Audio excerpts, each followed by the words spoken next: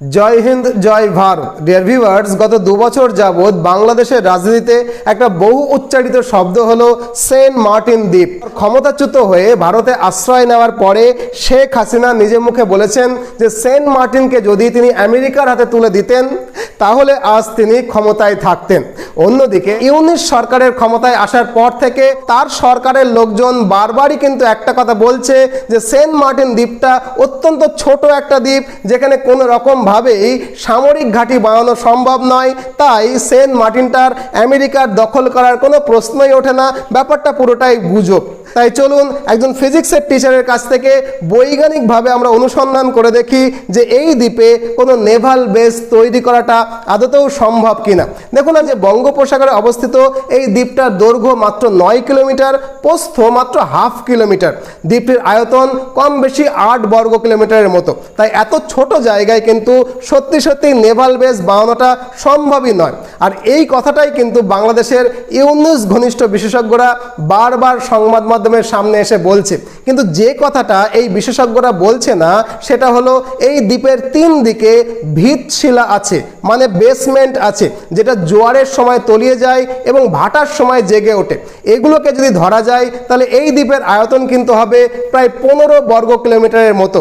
এখন আমরা যারা বিজ্ঞান জানি তারা বুঝবো যে 15 বর্গ কিলোমিটার বেসমেন্ট বা ভিত থাকলে আধুনিক প্রযুক্তির সাহায্যে সামুদ্রিক পাথর, প্রবাল, বালি এবং কিছু রাসায়নিক মিশ্রণকে যদি কৃত্রিমভাবে ফেলা যায় সমুদ্রের জলে, তাহলে এই বেসমেন্টের ওপরেই কিন্তু দ্বীপের আয়তনটাকে 3 থেকে 4 গুণ পর্যন্ত বাড়িয়ে ফেলা সম্ভব। অর্থাৎ আধুনিক প্রযুক্তির সাহায্যে এই দ্বীপের আয়তন 15 বর্গ কিলোমিটার থেকে বাড়িয়ে অনায়াসেই 45 থেকে 50 বর্গ কিলোমিটারে পরিণত করাটা খুব ইজিলি পসিবল। এখন যদি আপনি প্রশ্ন করেন যে এটা কিভাবে সম্ভব, তাহলে আমি আপনাদেরকে বলবো এই কয়েক বছর আগে আরব দেশগুলোর মধ্যে অন্যতম ধনী দেশ দুবাই দ্য পাম আইল্যান্ড এবং ওয়ার্ল্ড আইল্যান্ড নামে দুটো কৃত্রিম দ্বীপ বানিয়েছে এবং সেখানে তারা বসতিও স্থাপন করে ফেলেছে।